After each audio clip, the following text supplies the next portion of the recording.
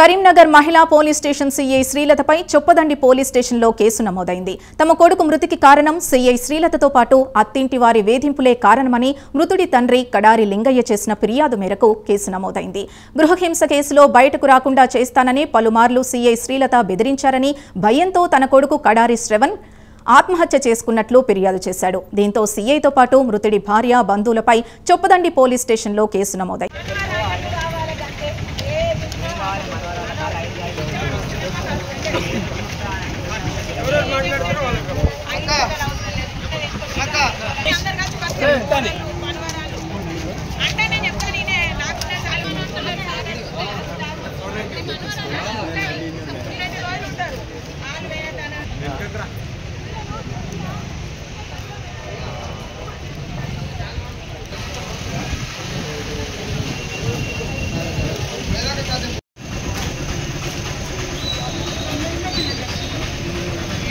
Sir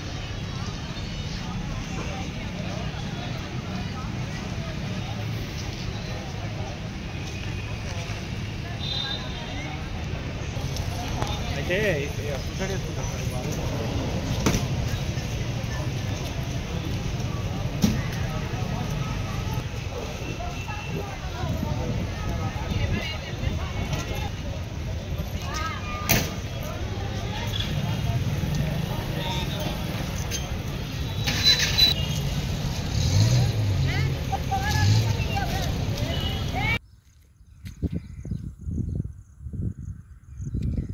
గౌరవనీయులు CI గారు నా ముఖం కనబడతలేదు కావచ్చు. మీరు ఎంత నిజాయితీ ఉన్నారండి?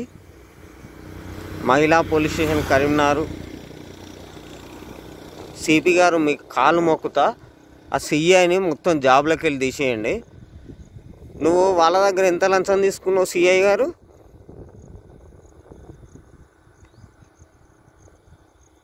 నేను ఇప్పుడు అడుగుతున్నా, కేసు పెట్టినావు అయిపోయింది, అది పెట్టినావు, నువ్వు వాళ్ళ ఇంటికైనా అన్నావు, నేను వాళ్ళ ఇంటికి పోలే, ఆ పంచాయతీ చేసిన ఇంటికైనా నా డ్రెస్ అడిగిన, వాళ్ళ దగ్గర రికార్డు ఉంటుంది. ఇప్పుడు నేను వేసుకున్న డ్రెస్సు, ఇప్పుడు ప్రజెంట్ వేసుకున్న డ్రెస్సు వాళ్ళ ఇంటి దగ్గర పోయినా మాట్లాడడం వీడియో రికార్డు ఉంటుంది.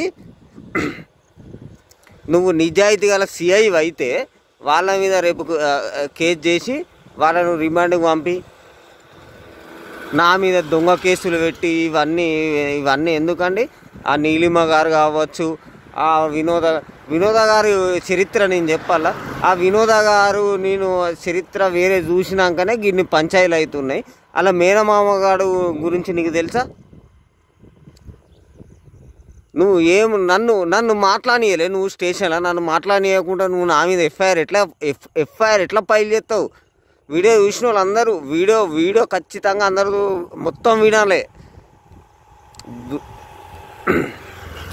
ఇక నాకు ఘోరమైన మాటలు వస్తున్నాయి. కానీ సిఐ గారు, నువ్వు నీకు నిజాయితీ అనేది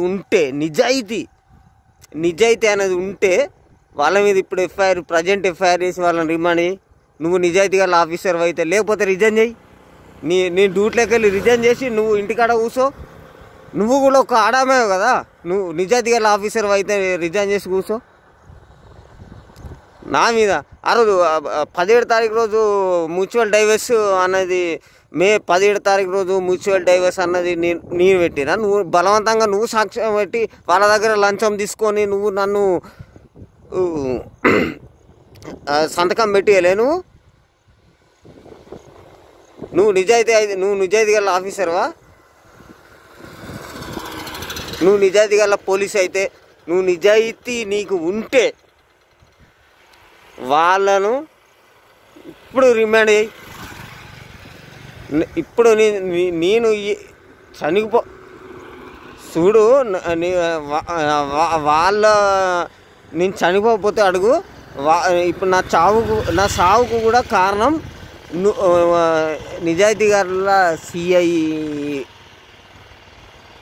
శ్రీలత గారు, నా భార్య నీలిమ గారు, వాళ్ళ అమ్మ వాళ్ళ అమ్మ వినోద గారు, ఆ ప్రవీణు, వాళ్ళ అన్న నవీను, వాడోడు బీజేపీ లీడరు ప్రసన్న కుమార్ అంటాడు, వీళ్ళందరితో కలిసి నువ్వు వాళ్ళ దగ్గర లంచం తీసుకున్నావు. నువ్వు పక్కా లంచం తీసుకొని నువ్వు నన్ను ఒక్క సైడ్ మాట్లాడవు.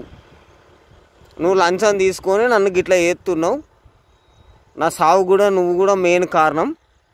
నేను చచ్చిపోతున్నా. ఇప్పుడు నా ముఖం కనబడతలేదు కావచ్చు, నా ఆడియో రికార్డ్ అవుతుంటుంది. ఇక చూడు, నేను ఇట్లా ఇలా చచ్చిపోతే చూడు,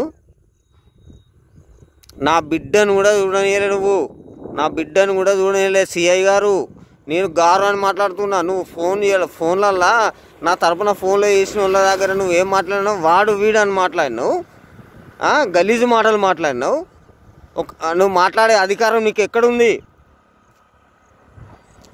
ఏ జడ్జి దగ్గర మాట్లాడదాం, ఏ లాయర్ దగ్గర మాట్లాడదాం చెప్పు. ఇప్పుడు నా సావు కారణం నువ్వు కూడా అవుతావు.